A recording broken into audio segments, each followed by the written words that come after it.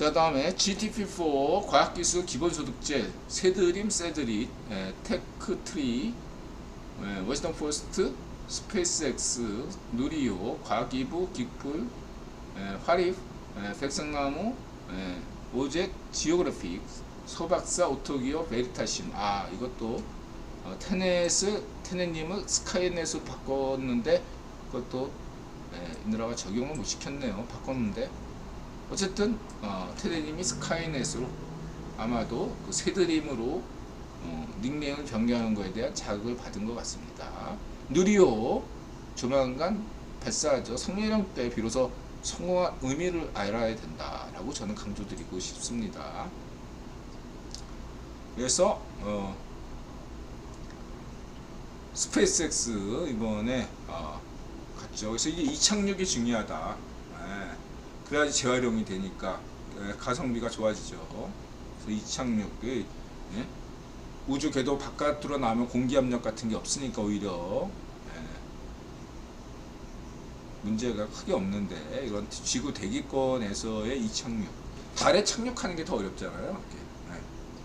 감속을 시켜야 되기 때문에 달에 중력이 있으니까 그것도 달의 중력에 이끌리면 우주선이 달에 충돌할 수 있잖아요. 그래서 그 기술이 더 어려운 거죠. 그래서 이착륙이 중요하다. 이번에 성공적으로 했다 보시면 되고, 그래서 이렇게 독점보다는 이렇게 머스크 대 베이저스 이렇게 양자구도로 가는 것이, 그리고 나사 이렇게 있는 것이 국유본 입장에서 보기 좋은 거고, 자본경제로서도 좋은 관점이다 이렇게 보시면 되고, 그리고 이것은 인물로 기업으로 봤을 때 그렇고, 우주 개발도 미국만 하면 이게 또 여러 가지로 좋지 않죠. 그러니까 미국을 중심으로 해서 유럽과 일본, 뭐 여긴 또 중공도 좀 이렇게 참여시켜서 국기본이, 그래서 중공한테 여러 경로를 해가지고 결국 우주 개발 시키는 거고, 러시아가 또 그렇게 여태까지 국기본 지원받아서 우주 개발했던 것이고, 이제 여기에서 한국이 또 이렇게 참여하는 것, 그래서 한 10여 개국이 남극 개발하듯이 이렇게 달 탐사, 우주 탐사하는 것들은 바람직하다. 이렇게 보시면 되고요.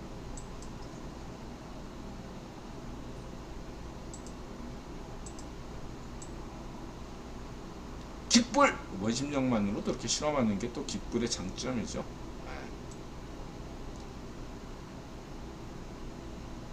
공돌이 유튜버. 그 다음에 이게 화립. 이게 또 뭐 만약에 우주에 공기가 있다면 어떻게 되겠냐, 이런 어떤 것들을 영상으로 재밌게 만드는 게 또 이 화립. 만약에 이렇게 된다면 훌륭한 영상이라고 볼 수 있고, 그 다음에 오젯 지오그래픽은 또 북극의 이러한 해저 화산이 있다. 이게 또 이게 우리한테는 먼 얘기에서 먼 거리여서 이렇게 그렇지만 이게 100만 년 전에 이게 북극 쪽에서 터졌다 이거죠. 예전에 인도네시아의 화산이 투바 화산인가 그게 터져가지고 전 세계 인류가 거의 멸망 직전에 갔다. 이런 것들 항상 염두에 두시기 바라고요.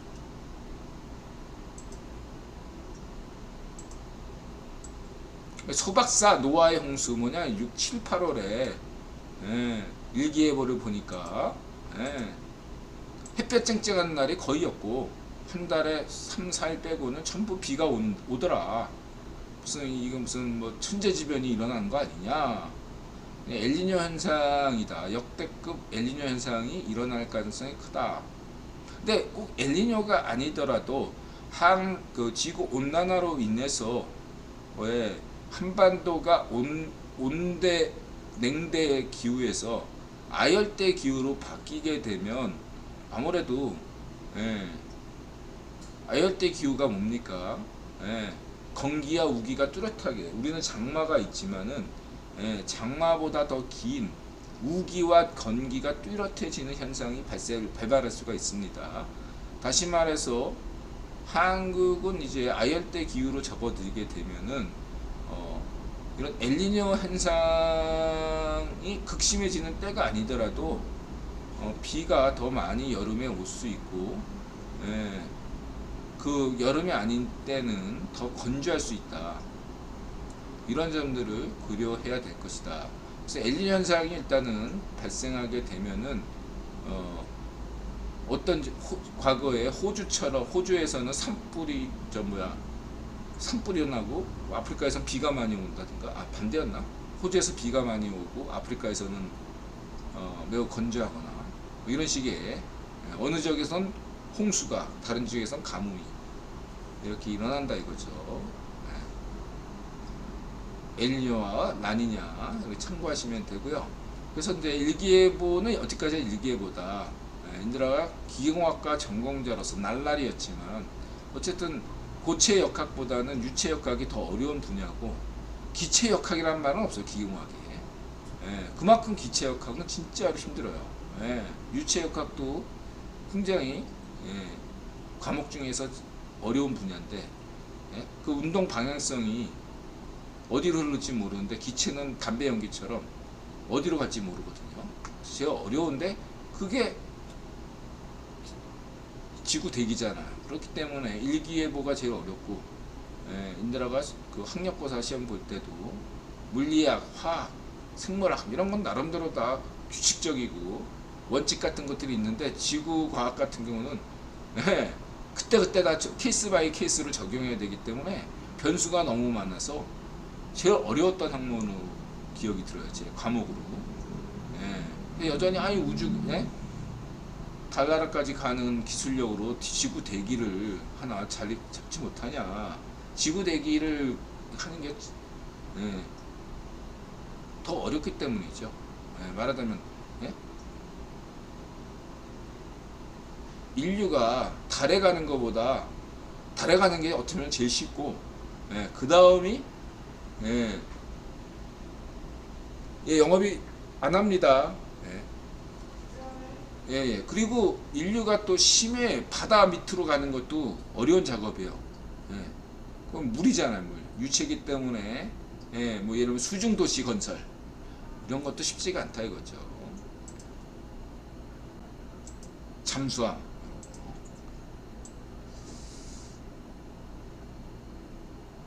그래도 어쨌든 양자 컴퓨팅 시대가 되면 달라질 수 있겠죠. 그리고 미 공군 보고서에 따르면 2025년쯤 되면은 기후에 대한 관련된 어떤 종합적인 판단들이 있다.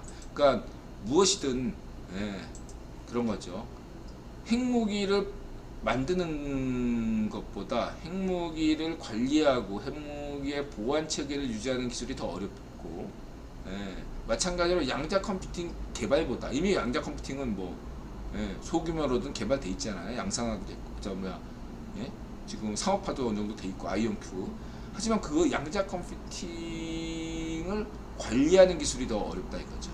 보안 체계를 만드는 그 기술이, 관리하는 기술이 더 어렵습니다. 그러니까 기후에 대해서, 기후에도 마찬가지예요.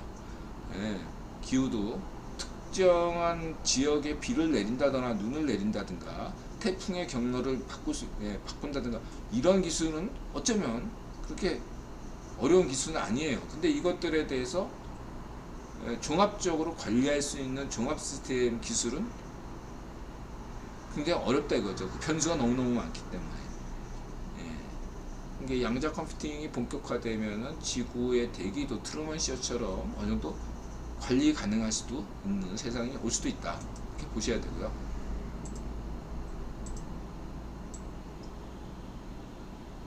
그래서 기상예보가 반드시 맞는 건 아니다. 50%만 적중해도 뭐 이렇게 저는 큰 불만이 없어요. 요즘은 그래도 예전에 비해서 슈퍼컴퓨터 덕분에 예측률이 조금 더 올라간 건 사실이잖아요. 비 온다 그러면 대체로 비 오고 그러잖아요. 어쩌면 그렇지만 반드시 그런 건 아니다. 참고하시고요.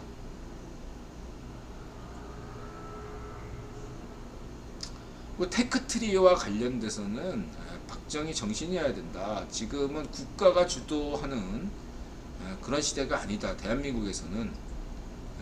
물론 인도네시아 같은 나라에서는 박정희 모델이 필요할 수 있습니다. 막 근대화하거나 자본경제로 접어드는 국가에서는 필요할 수가 있어요. 여전히 박정희 모델, 아프리카 같은 나라에서, 세네갈 같은 나라에서는 박정희 모델이 필요할 수 있는데, 한국은 박정희 정신으로 가야 됩니다.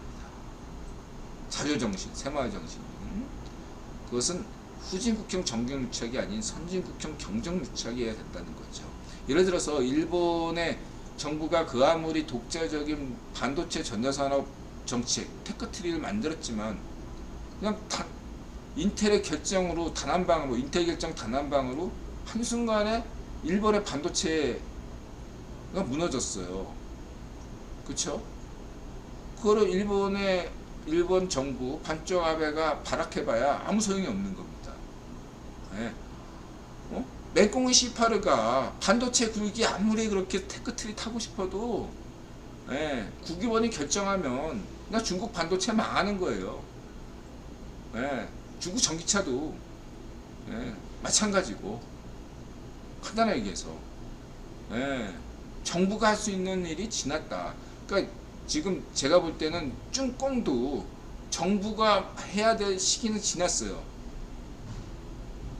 이제는 쭝꽁은 체제를 자유민주 체제로 바꾸고, 공산당 독재가 아니라 다당제로 바꾸고, 공산당을 없애버리자는 얘기는 아니에요. 그냥 다당제로 바꾸고, 민간 중심의, 지금 국영기업이 78%잖아요. 중국의 쭝꽁의 국영기업이 전체 기업의 한 22%인데 전체 어떠한 매출이나 순이익의 거의 80% 이상을 차지하고,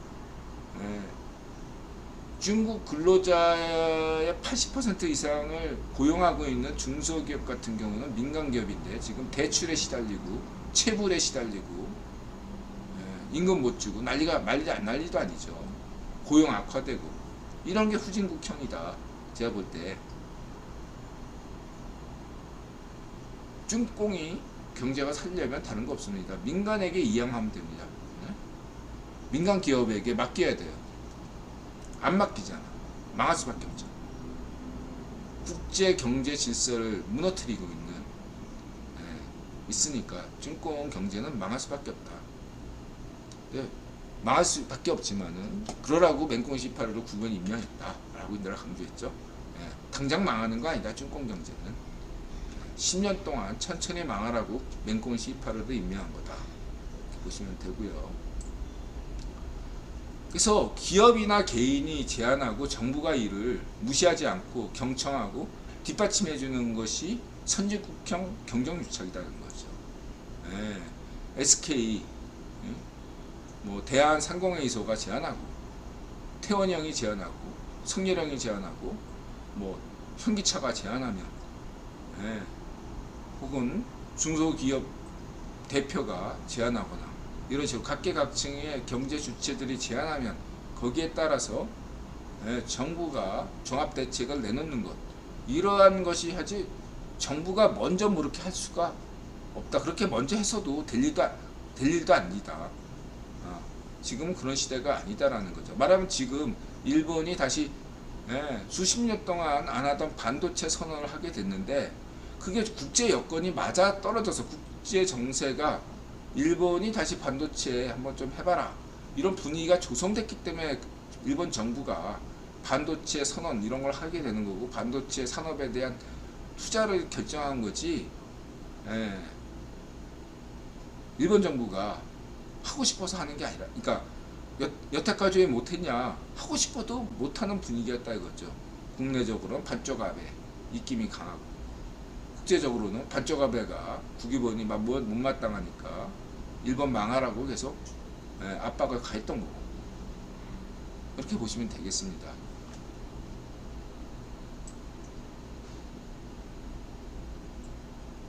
근데 이제 예외가, 이게 전 세계 국가 공통인데 유일한 예외가 미국이죠. 그래서 기축통화국이 달리 기축통화국이 아닌 거죠. 다만 여러분 잊지 마셔야 될 게 국유보는 미국의 국익을 추구하지 않습니다. 국유보의 이해를 추구하죠. 그래서 국유본의 이해에 맞지 않으면 미국도 언제든지 보통 국가로 전락할 수 있는 거죠. 그런 점을 잊지 마시기 바라고요.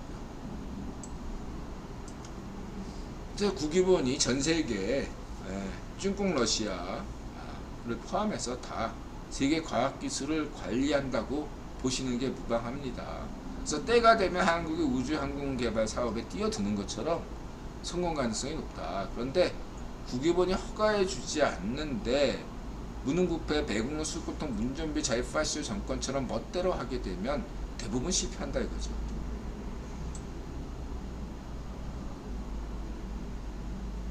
그 다음에 이제 우리 새들이님께서 이렇게 챗 GTP만 보면서 프로그래밍 공부를 따로 하지 않았어도 불구하고 챗 GTP와의 대화를 통해서 이런 식으로 프로토타입을 만들어가는 게 굉장히 놀랍고 신선하다. 챗 GTP4도 바라는 것이 이것이다. 또 하나 특징적인 것은 새드림은 AI를 단순 도구가 아닌 동반자로서 이렇게 받아들인다는 게 굉장히 미래지향적인 세계관이다 라고 저는 강조드리겠습니다. 영화에서는 인간과 AI가 적대적으로 묘사해야지 영화가 발생하는 거지. 인간과 AI가 동반자면 영화가 됩니까? 영화가 안 되죠. 그래서 저는 분명히 강조드리고 싶은 것은 딱 두 가지죠. 인간은 AI를 정말로 필요로 하고 있다, 원하고 있다. 왜냐하면 생활이 편리해야 되니까. 집안의 청소, 굳은 일, 자신의 개인 비서, 회장님이 아니더라도 누구나 자신의 개인 비서를 판타지 소설처럼 가질 수 있다면 좋잖아. 뭐 총각들이나 미혼이신 분들은 뭐 섹스 토이 뭐 이런 것들을 원할 수도 있겠고, 어쨌든 원한다 이거. AI를 여러 가지로 원하는데 한편으로 AI에 대한 피상적인 두려움이 분명히 있다는 거죠. 모르니까, AI를 모르니까 AI를 신으로 여긴다라는 거죠. 인간의 능력을 뛰어넘는 것은 신적 능력 이렇게 생각하니까. 근데 제가 분명히 말씀드리지만 인간은 AI를 원하고 AI는 신이 아니다 라는 겁니다. AI를 신으로 여기는 순간 여러가지 좌우 파시드 영화에서 보는, 문학 소설책에서 보는 양상들이 나타날 겁니다. AI 반대 테러리스트 뭐 이런 애들이 나타날 수도 있고, 그죠? 다른 한편은 AI 종교도 나타날 수 있죠. AI가 신이다. AI 종교. AI는 인류의 동반자다. 신이 아니다. 이것만 생각하시면 문제가 풀어갈 수 있겠다. 이렇게 보시면 되고요. 그 다음에 백색나무. 그래서 여기 보면 나온 분들이 경제 투자 이런 어떤 유튜브 영상을 보다 보면 한 번 이상은 다 봤던 사람들입니다. 뭐 이 사람들이 크립토 투자, 암호화폐 투자 여러 가지인데 했던 사람들이에요. 다. 그래서 크게 이것도 이분들의 이제 포지션이 하나는 위험성을 강조하고 다른 하나는 규제하지 말아야 된다. 규제 반대, 규제 강화, 또 중립, 여러 가지 입장들이 있는데, 뭐 크게 보면 AI 판도 제가 강조했듯이 구글 뭐 마소, 그다음에 머스크 뭐 이렇게 삼각구도가 적절하다. 예, 이렇게 보듯이 이렇게 나눠진다 이거죠. 뭐 이런 사람들이 알아서 잘 해나갈 것이라고 보시면 돼요. 하나 이제 인드라가 말씀드릴 수 있는 것은 카말라에 대해서 문제 제기하는 것인데, 요건 여러분들 유럽은 규제 강화로 갈 수밖에 없고 아시아는 규제 완화로 가고 미국은 규제 강화하는 척한다 이거예요. 제가 볼 때 국유본의 어떤 AI 전략은 이런 식으로 갈 겁니다. 미국을 중심으로서 유럽이 자유좌파라면 아시아는 자유우파거든요. 한국과 일본은 자유우파, 서유럽은 자유좌파. 이런 관점일 때 유럽은 규제 강화로 갈 것이고 아시아는 규제 완화로 갈 것이에요. 그럼 미국은 어떤 입장이냐? 규제 강화, 겉으로는 규제를 강화하는 것처럼 나가고 세계 최초로 AI 규제법 이런 걸 만들어내지만은 실제로는 강화하는 척하지 AI를 누구보다 많이 발전시킬 것이다. 실제로 지금 뭐 올트만이다, 머스크다, 구글이다 다 어느 업체야? 미국 업체잖아. 참고하시기 바랍니다. 그 다음에 이제 세 번째 카말라 부통령 인선이 문제다라고 지금 비전문가 아니냐. 저는 그래서 적절하다고 생각합니다. 카말라가 지금 우주위원회 담당이고, 그러니까 저 AI도 담당 우주개발 AI 책임자 이렇게 되는 거죠. 좀 적절한 인선이다 이렇게 저는 생각합니다. 왜냐? 카말라가 AI나 우주개발 자체에 대해서 뭐 이렇게 자세히 알 필요 없어요. 카말라 부통령이 할 일은 딱 그거 하나입니다. 머스크만 단독으로 독점해서 스페이스X 해? 그럼 안 되지. 베이조스 너도 해. 이런 거고. AI 분야에서도 뭐 오픈 AI, 마이크로소프트만 해? 그거 말고 구글도 참여하고 머스크도 해. 또 그렇게 교통 정리하는 게 카말라 역할이지 굳이 뭐 실무는 알아서 할 거 아니에요. 실무는 그게 78대 22이다 이렇게 보시면 되겠습니다. 오히려 적절하죠. 규제를 강화하는 척하는 게 국유본의 미국 전략인데 거기에 가장 적절한 인선이 카말라다. 저는 그렇게 봅니다. 단순한 바지 사장이 아닙니다. 필요해요. 네, 영업이 끝났습니다. 안 합니다.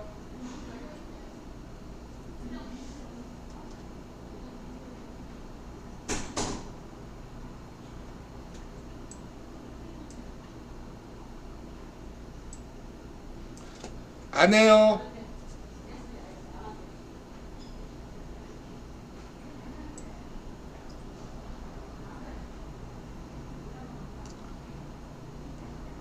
어쨌든 중요한 것은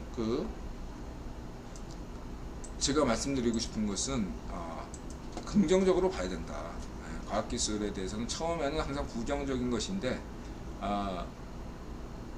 그런 것들을 극복하고 나갈 때 인류가 항상 길을 찾았다. 길을 못 찾았다면 인류가 여기까지 올 수 없었죠. 핵 무기에도 위협에도 불구하고 인류는 핵융합, 핵 분열에서 핵융합으로 원자력 에너지를 얻을 수 있었잖아. 그런 관점으로 보셔야 된다. AI의 편리함만 보서는 안 되고 AI의 위협성도 반드시 봐야 되겠지만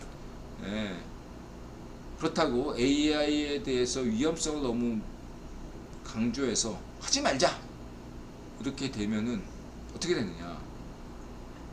만약에 어떠한 특정한 국가가 AI의 위험성 99% 안전하더라도 단 1%의 위험성으로 인해서 문제가 야기된다는 거 확률적으로 매우 낮지만 일어나면 큰일이 나겠죠. 그랬을 때 저는 어떤 거에 비유하고 싶으냐면 아메리칸 인디안들을 말씀드리고 싶어요. 아메리카 인디안들이 어떻게 죽었습니까? 전염병으로 죽었어요. 전염병.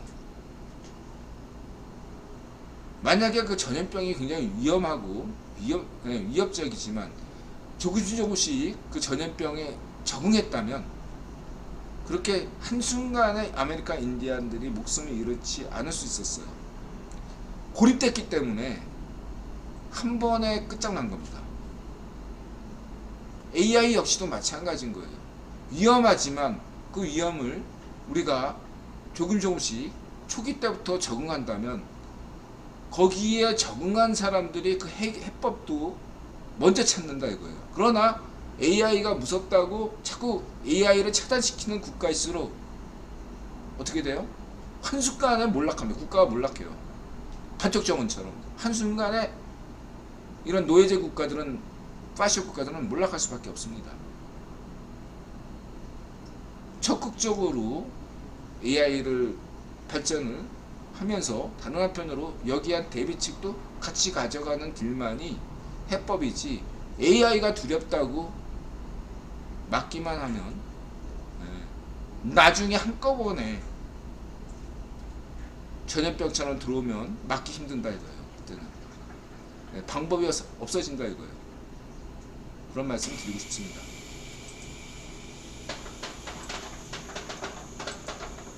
그래서 샘 올트만의 청문회는 적절하다. 지금 G7 회의가 있었던 때 핵무기 위험성, 그 다음에 이런 중공이나 러시아에 대한 어떤 패권주의, 제국주의 국가들에 대한 어떤 경고 이런 것과 맞물려서 AI 시대에 대한 어떤 본격화를 알렸던 역사적인 청문회에서 시기적절하다 이렇게 말씀드리고요. 중요한 것은 시민들이 먹고 사는데 AI가 위험하다 영화에서 나봤지 실제로는 아직 우리는 체감을 못하고 있거든요. 대중들이 체감하기 때가 옵니다. 법이란 게 그렇잖아요. 어떤 법을 만들었는데 아무도 그 법에 걸리지 않거나 대다수의 시민이 그 법에 불법이 되거나 그럼 그 법은 유효하지가 않은 거죠. 아무도 그 법에 대해서 걸리지 않으면 그 법은 뭐하러 만듭니까? 쓸모가 없는 거죠. 반대로 그 법이 너무 과도해서 모든 대다수 시민들이 그 법에 저촉된다면 그 법은 너무 문제가 야기되니까 없애야죠. 가혹하니까. 그래서 적정한 어떠한 법률 체계를 만들려면 일단 피해 사례가 발생할 수밖에 없어요. 피해 사례가 나와야지 거기에 대해서 뭔가 적정하게 규제가 되고 법안이 나오고 필요한 건데 아직 AI에 대해서 구체적으로 어떤 피해 사실이 나온 게 없어요. 체감을 못하니까 그냥 사실 그냥 올트만 청문회가 올트만 위주로 갈 수밖에 없는 거죠. 근데 어쨌든 무언가 사고가 반드시 일어납니다. 일어날 수밖에 없어요. 쭝꽁에서 반쪽정은 쭝꽁이 가진자가 가장 유력하지만 쭝꽁에서 일어나거나 사유지 페럼처럼 아니면 쭝꽁에서 일어나지 않으면 뭐 미국 같은 나라에서 일어나가지고 그래서 그것이 이슈가 되고 사유지 페럼처럼 세계적 이슈로 떠오르면서 거기에 대한 공동대처 이러한 것들이 나올 수밖에 없어요. 근데 그 전까지는 이런 거 하자. 각국에서 뭐하러 합니까? 그거 돈 들게 이런 식으로 나올 수밖에 없는 거죠. 당장 급한 거 아니잖아요. 그러기 위해서는 무언가 AI 사건은 터질 수밖에 없는 운명이다. 이렇게 보시면 돼요. 제가 볼 때.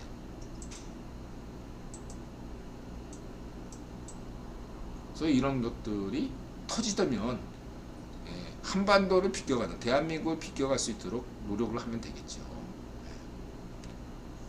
비교갈 수 없다면 최소화시키는, 피해를 최소화시키는 방향으로 가면 되겠다. 마지막으로 이제 이러한 AI인데 도대체 국유본이 정말 이런 것도 AI를 관리하고 있나? 인드라의 그냥 환상 아니냐? 라고 묻는 분들에게 인드라 자신있게 아니다. 관리하고 있다. 이렇게 자신있게 말씀드릴 수 있어요.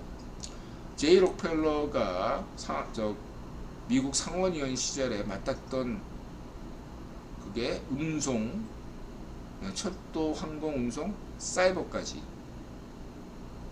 위원장이었고요. 그 다음에 CFR이 그 쭈공과 러시아의 어떤 독재를 경고한 어떤 최초의 반중을 내세웠던 그 기사가 바로 사이버 문제였습니다. 그만큼 국유본은 CFR을 통해서 이 사이버 공간에 대한 문제점을 수시로 다루고 있어요. 그만큼 중시하고 있다는 거죠. 관리 준비 잘 돼가고 있다고 저는 생각하고 있습니다. 그래서 관련 이슈들을 보면 CFR에서 많이 주도하고 있다. 저는 그렇게 보고 있습니다. 관리하고 있습니다. 그래서 크게 걱정할 바가 없다. 열심히 여러분들, 세드린 능님 같은 분은 열심히 프로그램 만드시면 되고, 저 같은 경우는 챗GPT와 계속 대화하면 되고 소통하면 되고, 여러분 일상을 계속 살아가시면 되겠습니다.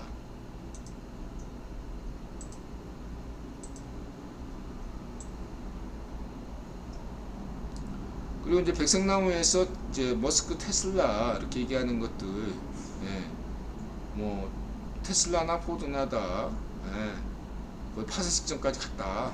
뭐가 어려운 분야다. 뭐 이런 것들 국자에서 머스크는 우익 파셔라고 볼 수 없고, 자유우파 성향이다. 그래서 굉장히 자기가 광고 없잖아요. 머스크가 광고가 없잖아요. 요즘은 이제 들어서 광고한다고 얘기하는 게 인드라 말을 들어서인가 그러잖아요. 굳이 이제 와서 지금 이제 어느 정도 이렇게 초기 시절은 지나지 않았냐. 이제는 머스크가 좀 그런 어떤 일부러 노이즈 마케팅하는 과격한 발언을 이제 좀 삼가하고 때가 되지 않았냐. 효과도 이제 그 역효과만 날 우려도 많고, 이제 그런 얘기 하자마자 이제 테슬라가 머스크가 이제 광고한다. 전 긍정적으로 봐요. 그리고 이번에 뭐 CNBC가 약간 이제 이쪽 자유우파적 성향의 방송이기 때문에 그쪽으로 유도를 하는데도 지난 대선은 정상적이었다 이렇게 발언하는 게 쉽지 않아요. 머스크 부어 지전에서 뭐 일부 음모론은 현실로 드러나지 않았냐 이런 식의 했던 것도 자유우파로서는 충분히 할 수 있는 발언이라고 생각해요. 그래야지 그런 포지션을 가질 수 있는 거고, 반대 저쪽에는 구글이 또 저쪽으로 약간 좌편향적인 얘기를 하고 있죠. 그런 식으로 해서 적절하게 하고 있다. 그렇게 보고 있고요. 어쨌든 머스크 역시도 국유본의 큰 그림 안에 있다 이렇게 보시면 되고요. 이건 얘기했죠. 이미 기술은 개발되어 있는데 지금 사고가 나면 법적 책임을 지는 데 있어서 문제가 경비가 엄청나기 때문에 자율주행의 기술은 마련되고도 지연되고 있다. 중요한 것은 이 자율주행만 통해도 머스크가 가지고 보유한 어떤 정보의 양은 엄청나지 않겠느냐 라고 얼마든지 추론할 수 있겠죠. 그리고 머스크 자신도 지금 자신은 세계 최고 수준의 데이터를 갖고 있다. 이런 것도 과장은 아니라고 생각합니다. 우리도 모르게 많은 정보들을 그런 오픈 AI나 구글이나 머스크에게 주고 있다고 저는 생각합니다. 우리가 간단한 게임, 낱말 맞추기 게임, 그 다음에 무슨 운전하는 게임, 이런 것들, 블록 깨기 게임, 뭐 이런 것들이 사소한 거지만 이러한 것들의 데이터가 누가 활용하느냐에 따라서 상당히 그런 오픈 AI, 이렇게 챗 GPT-4 같은 프로그램에 상당한 기여를 하게 된다라고 할 수 있겠죠.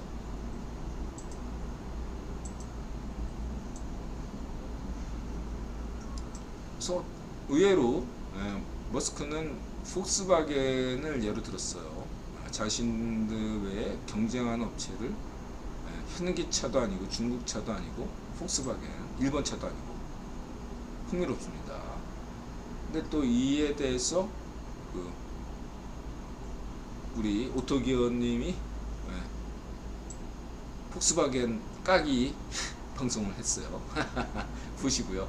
여러분 판단에 맡기겠습니다. 묵직하다 이거죠. 근데 이제 오토기어님 동영상 댓글 보다가 재미난 반응이 있어요. 옛날에는 다 인정했는데 요즘은 인정을 막 안 하고 꼰대짓 한다 이거죠. 왜 그럴까? 배울만큼 배웠다. 대학 진학률이 높아졌기 때문이다. 30년에 반쪽 노면 때부터 이렇게 됐어. 그 다음에 이제 꼰대력이 30대 말 40대부터 증가하고요.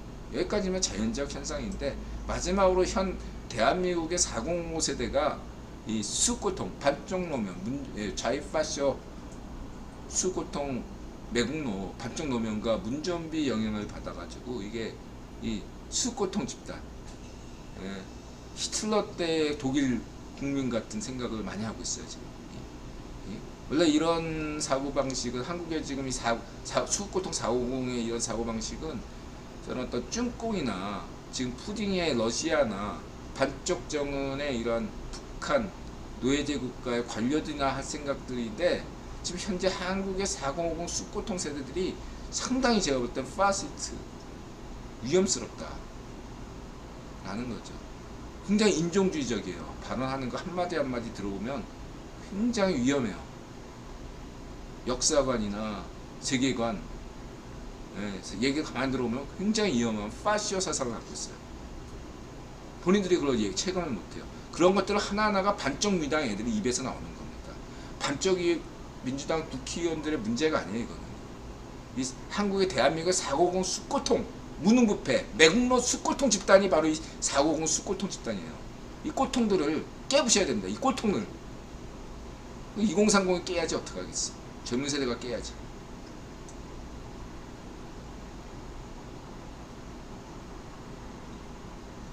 하여튼가 김대중 정부까지만 정권 때까지만 해도 이러지 않았어요. 대한민국 사회가 굉장히 위험한 사회입니다. 지금 한국 사회가.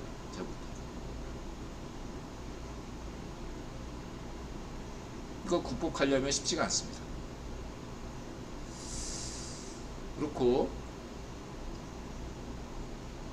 이런 단한 이 친구는 이제 터널 얘기를 많이 하는데 딱 하나 이제 머스크 얘기 중에 이거 하나 요거 이게 뭐냐면은 지금 헬리콥터 택시, 공중부양 택시 뭐 이런 얘기 많이 하잖아요. 이거에 대해서 머스크가 비판적인 걸 제가 좀 공감해요. 이게 단순히 인들하게 얘기했죠. 헬리콥터나 어떠한 드론보다 큰 비행기가 하늘을 날아서 뭐 인천공항까지 가고 부산까지 가는 건 기술은 어렵지가 않아요. 제가 볼 때. 문제는 안전하게 갈 수 있냐. 그리고 그로 인해서 발발하는 그러한 헬리콥터나 비행기는 낮게 날아갈 텐데, 그럴 때 인한 어떤 조망권 침해 무슨 뭐 여러 가지, 만약에 사건 사고가 나서 그게 뚝 떨어지면 엄청난 피해가 예상되는데 그런 것들을 다 감당할 수 있겠느냐 라는 거죠. 머스크 얘기에 내가 왜 공감하냐. 이 머스크가 지금 스타링크를 해가지고 지구에 위성들을 잔뜩 깔아놔가지고 우주먼지 현대타임즈 같은 경우는 뭐라고 얘기해야 되나, 이 머스크의 위성 때문에 천문학자들이 별을 못 볼 정도다 이거예요. 그리고 이 위성에 엄청난 위성이 있다 보니까 위성이 연도 수명을 다하면 어떻게 돼요? 지구로 떨어지잖아. 그랬을 때 문제점 이런 것들을 머스크가 알고 있거든. 얘가 그런 것들을 계속 해왔으니까. 그렇기 때문에 이 머스크의 이 얘기에 대해서는 여러분들이 좀 생각해 볼 만하다. 예, 저는 헬리콥터 이렇게 예, 지금 모빌리티에 중심을 두고 있기 때문에 현기차에서 특히 예, 모빌리티의 중심이 되기 때문에 공중부양 버스, 뭐 공중부양 택시 이런 것들에 대해서 이렇게 힘쓰는 거는 뭐 제가 예, 긍정적으로 보지만 그걸 현실화시키는 데에는 이런 굉장히 조심할 게 많다. 이런 안정성 문제를 고려치 않으면 굉장한 문제를 야기시킬 것이다. 저는 그렇게 봅니다.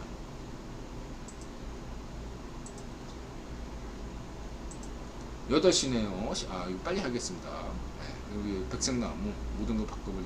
그래서 이게 중요한 게 이게 일반적으로는 이거 뭐 단순노동부터 바꿔 나갈 줄 알았더니 챗GPT로 인해서 작가 예술, 무슨 의사, 회계사 이런 부분부터 바뀌어 나간다. 이게 굉장히 중요하다 이거죠.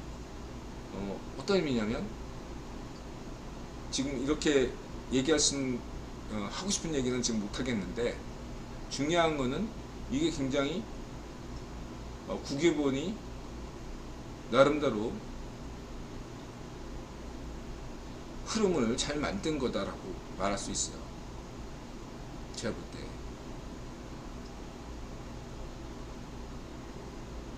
예를 들어서 우리가 생각대로 단순 노동서부터 만약에 바꿔나간다고 생각했다면 AI 분야가 훨씬 더 발전이 더디어졌을 것이다.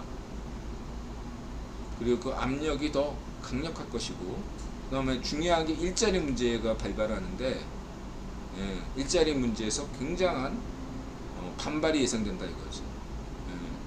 일자리가 가장 많은 건 의외로 이런 단순노무직이거든요. 이 단순노무직을 맨 마지막으로 두면서 과학기술을 발전시킨다. 우리나라 로봇공학 같은 거 6개월 동안 했다 그러잖아요.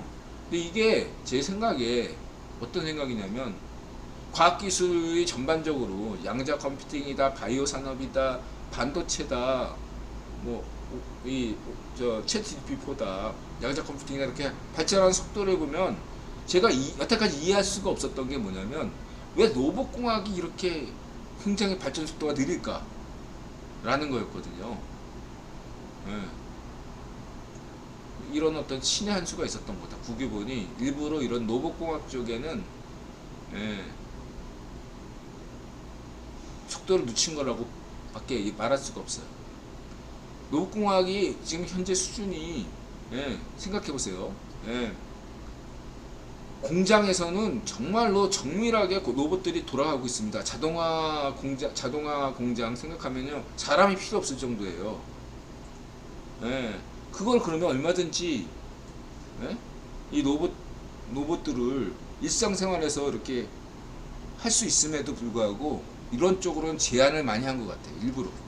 왜냐하면 로봇이 일반화가 되면 단순 노무직들이 다 일자리가 없어지거든요. 그 엄청난 인류적 반발을 야기시키기 때문에 맨 마지막으로 남겨놨다. 일부러 이쪽으로는 대중화를 안 시키는 거예요. 양산화를 시키지 않는 거예요. 투자를 안 하는 거예요. 전 그렇게 봐요.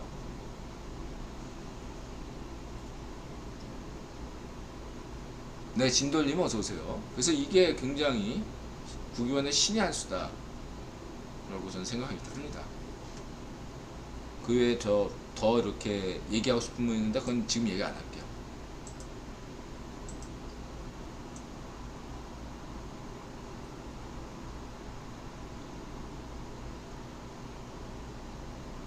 그래서 이제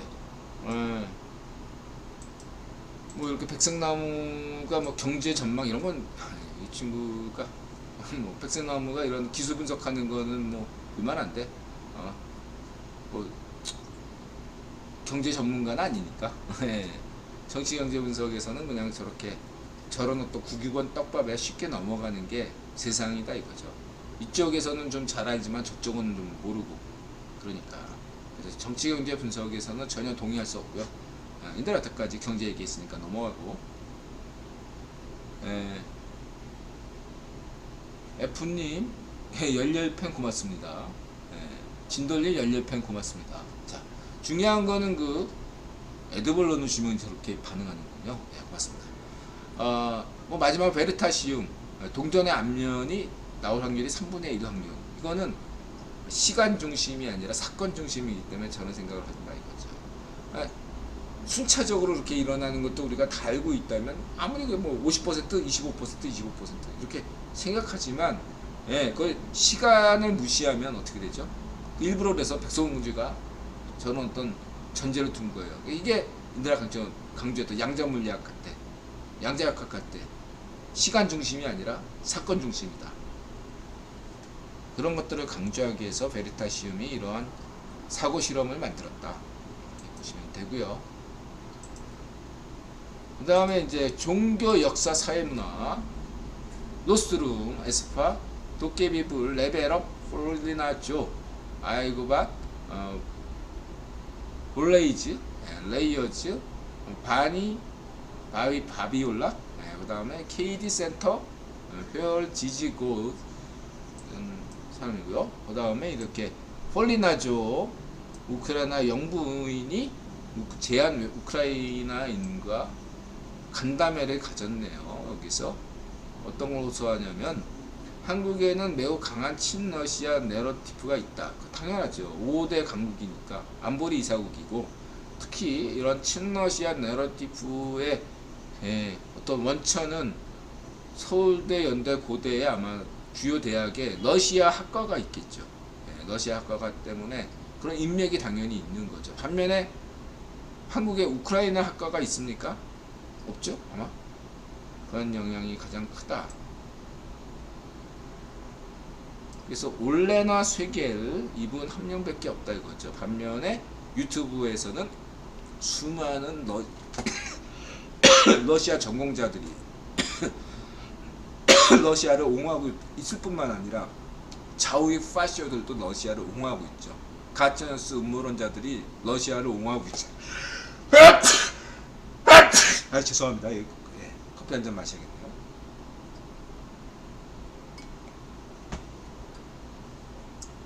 아무튼 간에 이런 상상을 할 수 있겠어요. 그래서 러시아가 보통 국가로 전락하게 된다면 어떻게 될까요?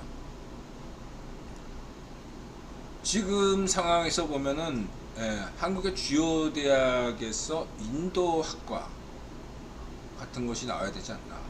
인도가 주요한 국가인데 저 앞으로 부상할 국가 인도 주요 언어잖아요. 그러한 언어를 러시아 대신 채택할 수도 있다. 보통 국가니까. 그리고 우크라이나가 반드시 저는 제2의 대한민국, 동유럽에서 가장 잘 사는 경제대국이 될 거라고 저는 확신하고 있습니다. 힘내시기 바라고요.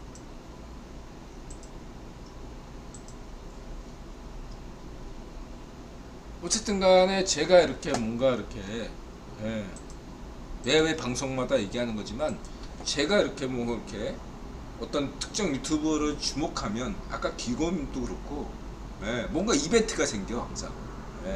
제가 뭔가 이렇게 어떤 특정 유튜버를 주목하면요 몇 번 주목하면 뭔가 든간에 후원이 들어오고 뭔가 협찬이 들어오고 그래요. 긍정적입니다. 저것은. 그러니까 천조국 팔행이도 뭐 이렇게 해서 학자금 마련했대잖아요. 긍정적인 일이죠. 그 다음에 힘내세요. 그 다음에 에스파의 일루전 도깨비부를 또 이렇게 커버 댄스한 친구들이 우크라이나의 레벨업이라는 댄스 클럽 댄스 모임입니다. 잘 만들었어요. 근데 커버 댄스가 그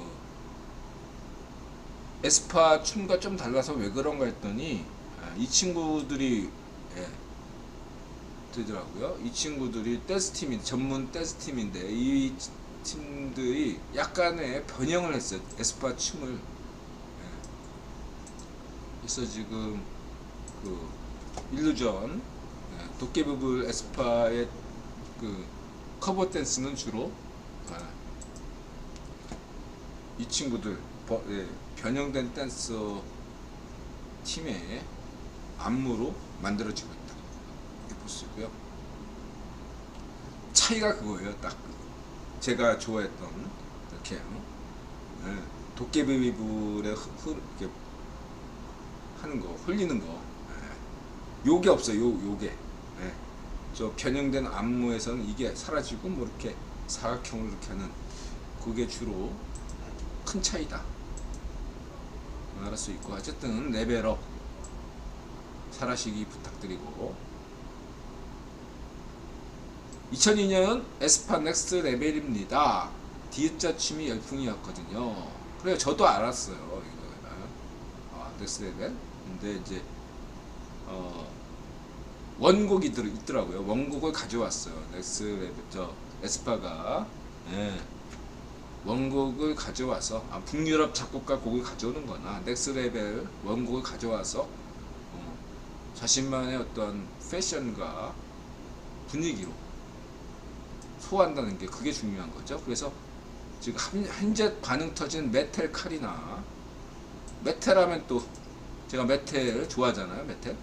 나타샤 좋아한 것도 메텔 이미지네 하고 좋아한 건데, 뭐 지금은 전혀 메텔하고 이미지가 다르죠. 미안해 나타샤. 하여튼간에 메텔 카리나 반응이 터졌대요. 뭐 베레머슨 금발 한동안 또 유행이겠네. 어쨌든 이런 게 중요하다. 앞으로는 음악이 단순히 듣는 것이 아니라 AI 시대를 맞이할수록 더더욱더 이제 보고 듣는 걸 떠나서 이제 보는 음악이 중심이 되네요. 춤과 패션,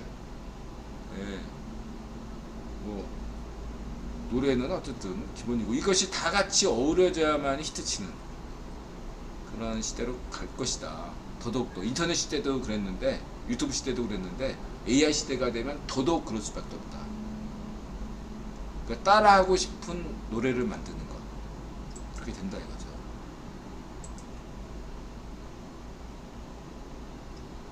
캠파이어님 어서 오세요.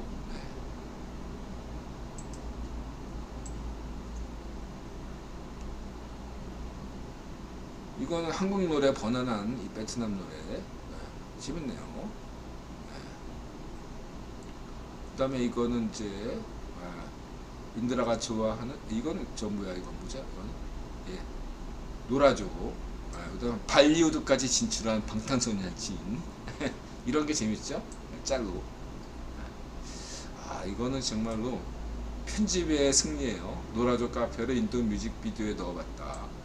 정말 딱딱 맞아. 이거 진짜 제가 본 것 중에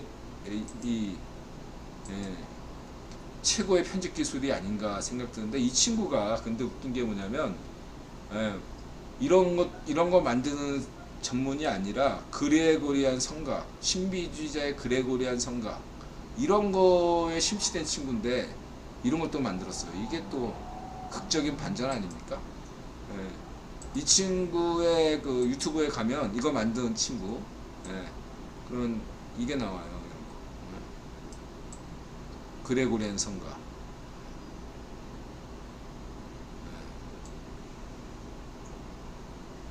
제 취향입니다. 제가 이런 취향을 좋아하고.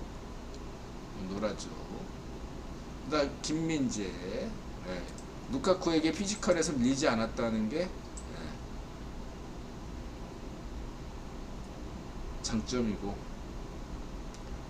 축구에 대해서 뭐 할 얘기가 있나?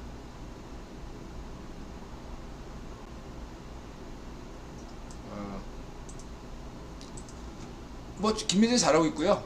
제가 이제 이 얘기는 하고 싶네요. 지난 그 예전에 방송에서 김민재가 AS 나폴리에서 우승한 다음에 한 1년 정도 더 있는 게 예의가 아니고 뭔가 다시 실력을 검증할 수 있을 만한 그런 것이라고 말씀드렸는데요.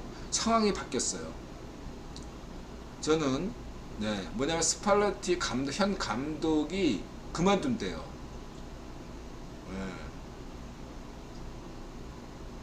그러면은 김민재가 있을 이유가 일단 없고요. 두 번째 이유는 현재 차기로 이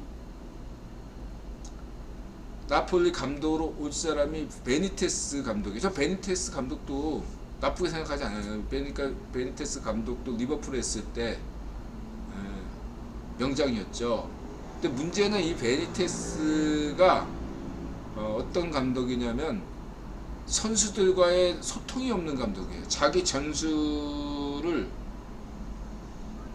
그냥 밀고 가는 감독이 베니테스고, 선수들과 일체 대화가 없는 선수입니다. 저 감독입니다. 그래서 아무리 잘하는 선수라도 베니테스 계획이 없으면 김민재가 벤치 갑니다.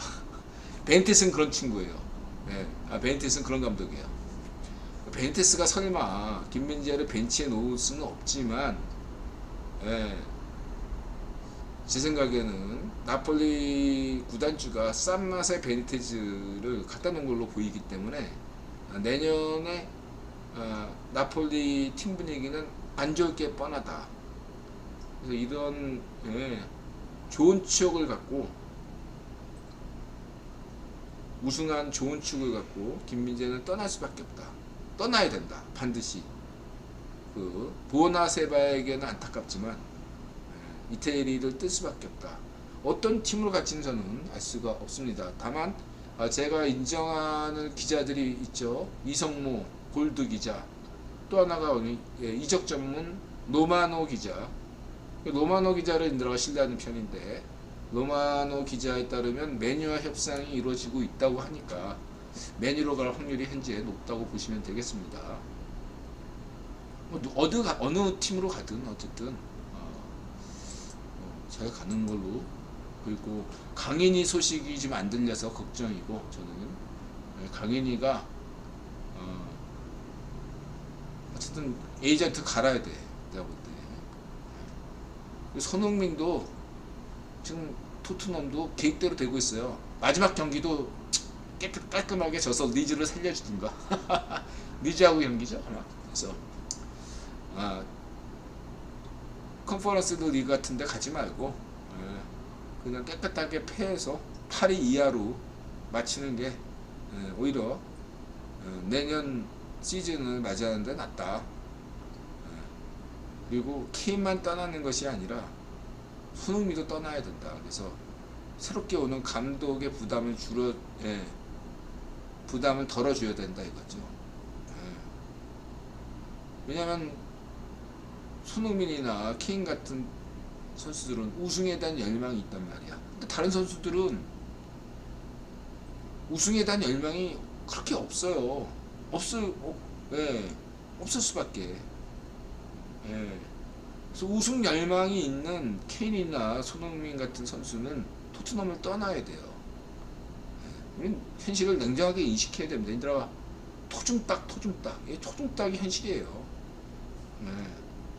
토트넘 팬들에게 그런 어떤 객관적인, 스스로를 객관적으로 바라보는 것이야말로 새롭게 리빌딩 하는 데 있어서 굉장히 중요하다.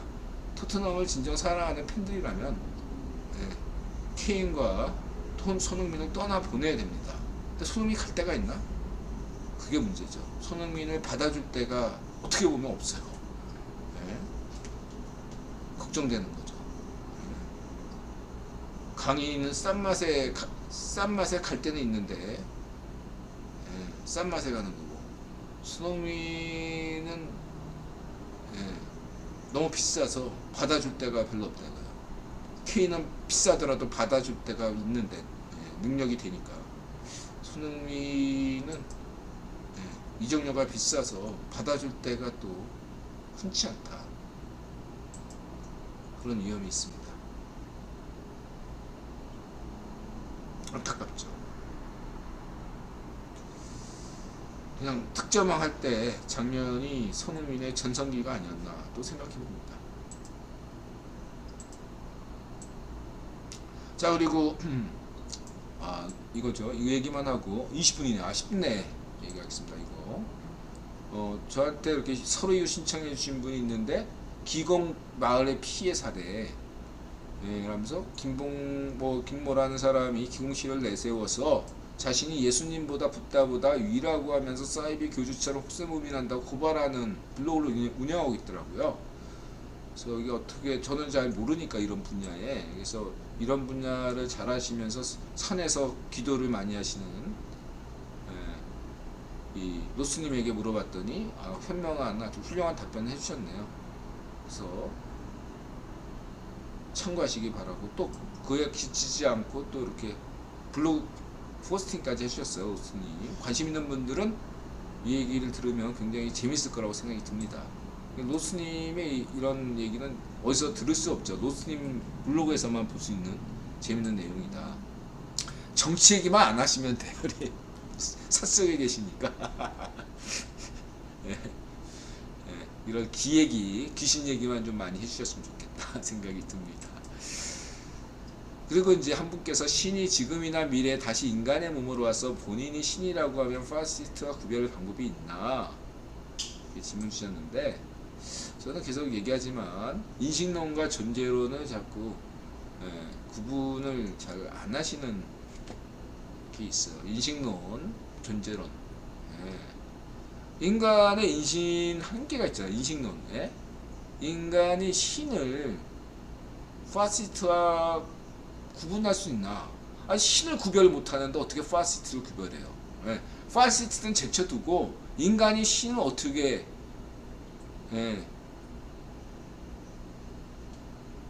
저 사람은 신인지 아니지 어떻게 알아? 인간이 모르죠. 그럼 본인이 신이라고 주장하는 사람들이 있을 때 그 사람이 신이가 아닌가? 역사적으로 99% 이상은 다 유대인 메시아, 아랍 메시아 다 자신이 신이라고 얘기했던 사람들은 99.999% 이상 다 사기꾼이었습니다. 이슬람의 마호멧은 스스로 신이라고 여기지 않았어요. 그냥 사도지. 인간이에요. 붓다도 인간이고 다 인간이야. 스스로 신이라고 얘기하는 자들은 대부분 사기꾼이고 고려시대에 미르거 자쳤던 걔 누구냐? 관심법. 후삼국의 걔 누구죠? 애꾸눈. 갑자기 생각 안 나네. 그런 애들이 되는 거죠. 저는 어쨌든 절대라는 건 없어요. 그건 다 상대진리입니다. 절대라는 것은 인간은 신을 믿는다. 인간은 신을 모른다가 유일한 절대 진리예요. 존재론이고 그 외에는 다 인간의 인식론적 관점에서 인간의 인식, 인드라를 포함해서 질문하신 분이나 저나 다 그 인식 한계에 있어요. 그래서 이건 나머지 이렇게 질문해 주시고 어쨌든 이거 얘기는 하고 싶어요. 그러니까 뭐냐면 저는 기독교인이 아니지만 어떤 종교도 믿지 않지만 신을 믿으면서 이런 질문 구약의 신약에서 이 나오는 내용들에 이제 베드로의 길이 있고 가룟 유다의 길이 있잖아. 근데 이걸 신의 입장에서 보면 저는 신의 입장에서 보면 역시 인드라의 부족한 생각이지만 신의 입장에서 본다면은 가룟 유다나 베드로나 똑같은 제자로 볼 거라고 생각이 들어요. 그렇기 때문에 예수님이 베드로에게 너는 3번 배신할 거다. 가룟 유다에 그렇게 할 것도 다 알았고 동등하게 신의 입장에서는 취급할 거다 이거죠. 다 역할이 있었다. 신의 기회가 안에 있었다 이거죠. 근데 그거는 신의 입장이고 신의 입장이고 나는 인간이잖아요. 인간이니까 신의 입장에서는 자유론이나 결정론이나 다 같은 거죠. 반면에 인간은 인드라 저번에 자유의지와 결정론에 대해서 설명했잖아요. 차원이 낮은 인간은 가룟 유다와 베드로의 길을 반드시 분별해야죠. 구분해야죠. 인간적 관점에서. 인간은 인간적 관점에서 봐야지. 신의 관점에서 알 수가 없죠. 그냥 추정할 뿐이지 그것도. 인간적 관점에서 보면 베드로의 길이 낫지 않냐 이거죠. 가룟 유다는 예수를 시험하려고 했다고, 이용하려고 했다고. 제가 볼 때.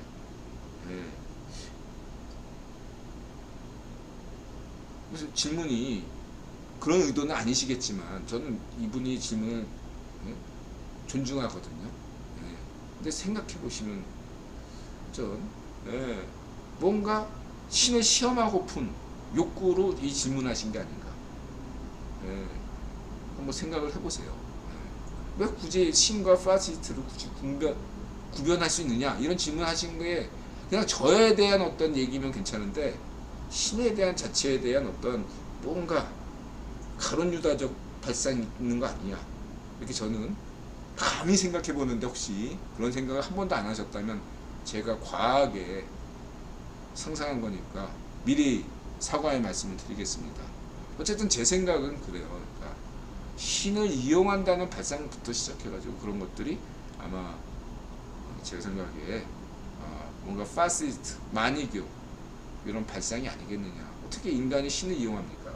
그냥 그런 거 생각하는 사람들은 재미로 판타지 소설 쓸 때나 그렇게 하시면 되고 제가 볼 때는 그런 발상하는 것 자체가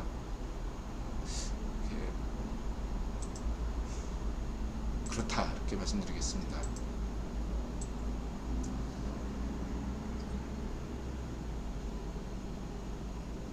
몇 가지예요. 그래서 뭐 이런 종교나 신과 관련돼서 여러분 다양한 생각이 있죠. 제 생각을 여러분들에게 강요하는 것도 아니고 제 생각일 뿐이에요. 어쨌든 저는 신은 몰라요. 그렇기 때문에 특히 기독교인도 아니고 그냥 제 생각일 뿐입니다. 그냥 저는 신을 믿어요. 신이 있다고 생각하고 그뿐입니다. 궁예 말씀드린 분이 오늘 여기까지입니다. 딱 2시간 30분 했네요. 여러분 질문 주시고 없으면은 끝내겠습니다. 아까 방송 중간에 들어오신 분들 제가 오늘 6시 한 이유가 갑자기 염증이 생겨가지고 일을 못해요. 이게 설거지를 해야 돼, 물질을 해야 되는데 이걸 풀어야 되거든요. 어저께 잠을 한숨을 못 잤어요. 너무 아파가지고 손가락 통증 이게 반복적인 일을 행하면 된대요. 어디 이렇게 부러진 건 아니고요. 인대가 늘어난 건 아니고 염증이 발생했어요. 엑스레이 찍으니까. 그래서 이거는 굉장히 한 일주일 치료가 필요하다고 얘기하네요. 오늘은 장사를 못했고 이것 때문에 내일부터는 아프더라도 지금 주먹을 못 쥐거든요. 아프더라도 장사해야 되니까 풀고 대신 자기 전에 이걸 해야겠죠. 어쨌든 여러분들 건강하시기 바랍니다.